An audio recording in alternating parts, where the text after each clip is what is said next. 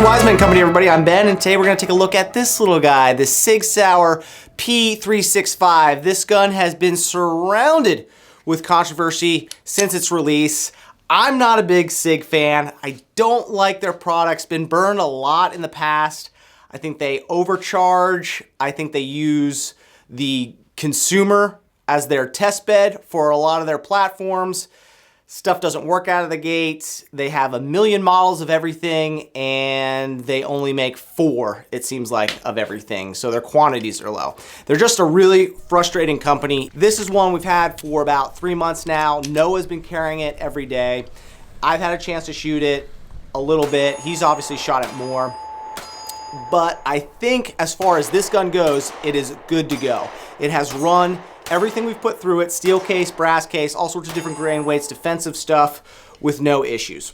I'm gonna let Noah talk on his experience with this gun, again, because he's been carrying it on the regular, and you can see what his thoughts are, and then I'll jump back on. So I have been carrying the Sig P365 for almost 3 months now on a daily basis, and the gun has really impressed me. I am not a Sig fan by any means. I think that Sigs tend to be overpriced for what they are. I think that the company overall has a tendency to do a lot of beta testing on their customers, and that kind of stuff just doesn't set right with me. Plus, I love the modularity of the Glocks. I like the fact that I can swap parts back and forth. The magazines all work together. The 365 really impressed me when I first saw it.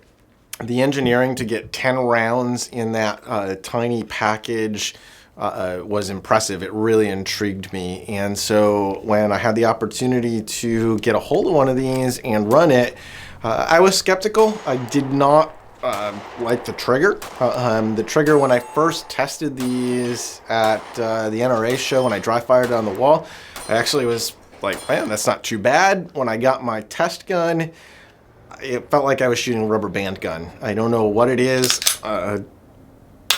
I don't even know. I don't even know if you can hear the way it is, but it just doesn't feel good. If I was at a gun shop, I asked them to take this out of the case. I picked this up, dry fired it. The first thing I'd wonder is if it was something wrong with the gun.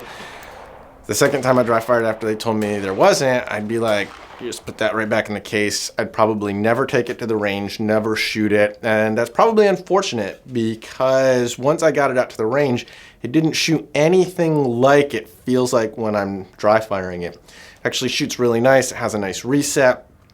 For the size, the recoil is extremely manageable, and overall I was super impressed. Due to the holsters that I was able to source for this gun, I had to carry an appendix, which for those of you who know me, I'm not a huge appendix fan, and I've actually become a little bit more accustomed to that. I will probably continue to carry this. The really big news with all of this is that I like this gun so much that I am actually going to buy the test gun. One of the other things that I wanted to mention with this is that for a larger person, somebody with larger hands, this gun might actually be a little bit too small. It's on the verge of being a pocket gun or a mouse gun. Do you know what the price is on a magazine? Isn't it like 50 bucks a piece? For a mag warehouse or magazine warehouse, the place where like you can get great deals on magazines, it's probably the cheapest that I saw them. I think they're $42.99 a magazine. Dang, that's classic for Sig. And that's for, the interesting thing with that is that's for either the 12 round magazine or for the standard 10 round magazine. All right, so there you have it, right from the horse's mouth, or old grumpy man mouth, whatever you prefer. He likes it. He thinks it's good to go, and for the most part, that's what I've heard as well. I don't like anything. He hates everything. Everything. Most of the problems have been fixed. Does that make it okay that they use the consumer as a test bed? I don't think so. I don't want to see that sort of thing, and it seems like Sig always does that. This gun, really small. If you're in the market for a borderline pocket gun, this is it. The barrel length is 3 inches. It's only 17 ounces in weight unloaded. That's really impressive. Again, they got 10 rounds in this gun, and it is so tiny. Shooting it, very accurate, a little bit snappy, but that's what you're gonna expect out of a tiny gun like this. The sights on it, right out of the box, pretty impressive. I mean, they're steel sights. You have tritium in it and a high-vis front sight that's green. MSRP on the P365 is 600 bucks. That's salty. Obviously, you can find it for a little less retail. Just make sure you get a newer model from Sig. I wouldn't recommend picking up a used one. There's probably a reason it's used.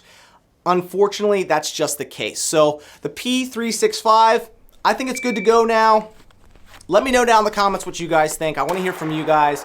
A lot of people say, I've been burned. I'm not messing with it. Some of you might want to give it a try because nothing else has really satisfied your need for a small gun like this. Maybe the Glock 43 and the Shield still too big for you. I don't know. Let me know down in the comments again. Guys, thank you for watching this video. Please hit that like button. Subscribe to Wise Men Company. We appreciate all that support. And if you want to support us further, please go to wisemencompany.com. We got a lot of great stuff over there. We appreciate all you guys that have bought coffees for us on Ko-Fi. That is really great. More support there. Really appreciate it. My name's Ben. We'll see you on the next video.